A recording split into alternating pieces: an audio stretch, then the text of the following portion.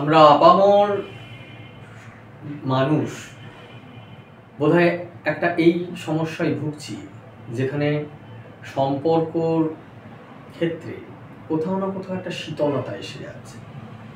কোথাও গিয়ে মনে হচ্ছে যেন সেখানে সেই আগের উত্তাপটা নেই। এখানে আমাদের মাথায় রাখতে হবে যে আমরা কোথায় গিয়ে ভুল করে ফেলছি। সবচেয়ে বড় ভুল যেটা আমরা কোথায় করছি সেটা হচ্ছে যে পারস্পরিক সময় না দেওয়া। কারণ আমাদের অধিকাংশ সময় এখন কাটছে সোশ্যাল মিডিয়া বা আমাদের নিজেদের কাজে।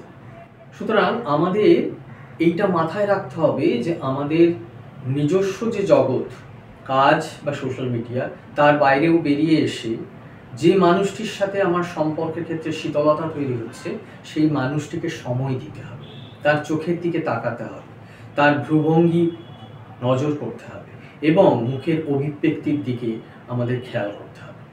এটা খুব গুরুত্বপূর্ণ একটা জিনিস যেটা আমরা কাপলদের বলি, যে আপনারা রোজ কাজের জায়গা থেকে বাড়িতে ফিরে এসে অন্য কোনো কিছু করবার আগে নিজেদেরকে আগে একটু সময় দিন, যেখানে আপনাদের দৈনন্দিন জীবন কেমন কেটেছে, সেদিনে নতুন কিছু ঘটনা ঘটেছে কিনা, এই সব পুঙ্খানুপুঙ্খ জিনিসগুলো আলোচনার মধ্যে দিয়ে নিজেদের শেয়ারিংটা অন্তত করুন।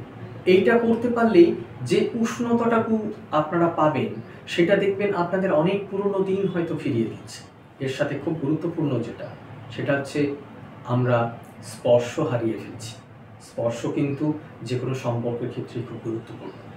কাজেই যখন আপনি কথা বলবেন আপনার পার্টনারের সাথে, যদি সামান্য হাত ধরা যায়, সেটুকুর মধ্যেই কিন্তু আমাদের মস্তিষ্ক এমনভাবে প্রোগ্রাম যে অনেক বেশি ট্রাস্ট হরমোন অক্সিটোসিন ক্ষরণ করতে পারে। এবং এটা যত বেশি করে আপনি করতে পারবেন তত বেশি করে কিন্তু আপনার বা অন্যের মনের অভিব্যক্তির জায়গাগুলো অনেক বেশি প্রকাশ হবে আর বন্ধন অনেক বেশি মজবুত হবে।